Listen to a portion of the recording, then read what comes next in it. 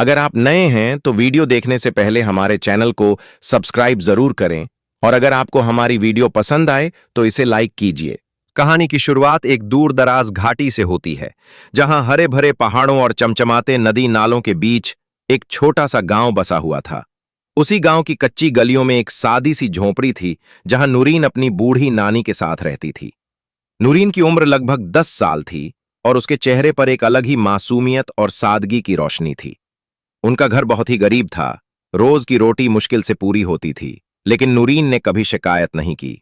हर सुबह वो अपनी छोटी सी टोकरी उठाती, नानी का माथा चूमती और पहाड़ियों की ओर निकल जाती, जहां वो जानवरों के लिए घास काटा करती।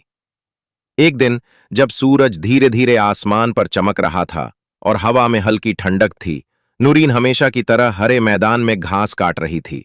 तभी अचानक आसमान पर काले बादल छा गए, जैसे कोई रहस्य छुपाने आ रहे हों। बादलों के बीच से एक सुनहरी रोशनी जमीन की ओर उतरी और उस रोशनी से एक बेहद खूबसूरत परी प्रकट हुई। परी का पहनावा आसमानी नीले रंग का था, जिस पर चमकते सितारे जड़े हुए थे। उसकी आंखों में रोशनी और आवाज में दया और मिठास थी। नूरीन हैरानी से खड़ी रह गई, जैसे वक्त थम गया हो। परी ने कोमल स्वर में कहा, नूरीन, तुम्हें जानवरों से प्यार है? तुम अपनी नानी की सेवा करती हो और दूसरों की मदद के लिए अपना आराम भी छोड़ देती हो। तुम जैसी लड़कियां बहुत कम होती हैं।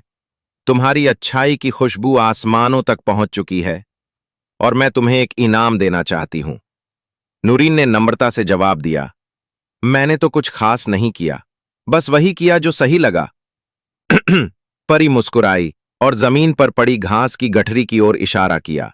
उसने अपनी चमकती जादुई छड़ी घुमाई और पल भर में वो हरी घास सुनहरी रोशनी से चमकने लगी। फिर वो घास धीरे धीरे एक बेहद सुंदर कपड़े में बदल गई, जो बिल्कुल सोने का बना लगता था, लेकिन वो कठोर नहीं था, बल्कि रेशम जैसा मुलायम। परी ने कहा, यह है सोने की घास से बना हुआ वस्त्र। ये कपड़ा सिर्फ तुम्हारे लिए है, लेकिन याद रखना, ये तुम्हारी अच्छाई का प्रतीक है।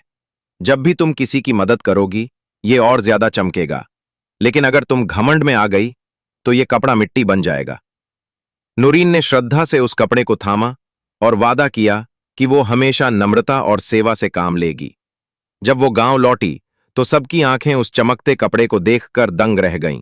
लोग पूछने लगे, ये पोशाक कहां से आई? क्या तुम कोई राजकुमारी हो? नूरीन मुस्कुराकर बोली, नहीं, मैं वही नूरीन हूं जो तुम सबको जानती है। ये पोशाक नेकी का इनाम है। अगर तुम भी दिल से एक दूसरे का ख्याल रखोगे तो तुम्हें भी अपने नसीब की रोशनी जरूर मिलेगी। इसके बाद नूरीन ने कभी उस पोशाक पर घमंड नहीं किया, बल्कि जब भी कोई गरीब बच्चा परेशान होता, वो ये पोशाक उसे पहना देती, ताकि वो भी खुशी महसूस कर सके। जैसे जैसे वो दूसरों की मदद करती, पोशाक और भी ज्यादा चमकने लगती। और फिर एक दिन गांव में बदलाव आ गया। लोग अब एक दूसरे का ख्याल रखने लगे, प्यार बांटने लगे और नेकी को अपना गहना समझने लगे।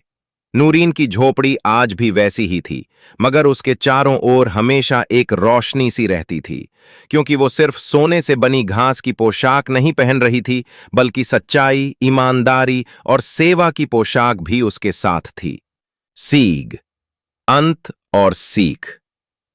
नेकी का इनाम बाहरी चीजों से कहीं बढ़कर होता है। घमंड इंसान को नीचे गिराता है और विनम्रता उसे ऊपर उठाती है। अगर दिल साफ हो तो घास भी सोना बन सकती है।